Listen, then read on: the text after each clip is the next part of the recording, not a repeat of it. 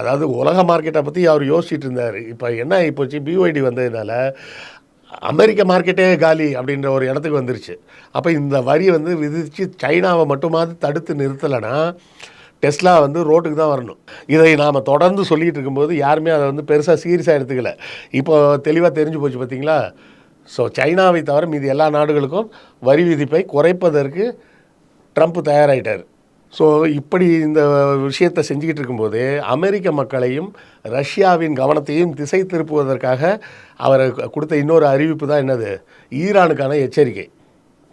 உனக்கு வந்து 3 மாதம் டைம் ஏதோ சொல்லியிருக்காரு, நீ வந்து அணு ஆயுதம்லாம் தயாரிக்க போறியாம, அதெல்லாம் போனேன்னா உன்னை விட்டு வைக்க மாட்டேன், நானே நேராக போர்க்களத்துக்கு வந்துடுவேன் அப்படின்னா அவருக்கு ஒரு அறிக்கை.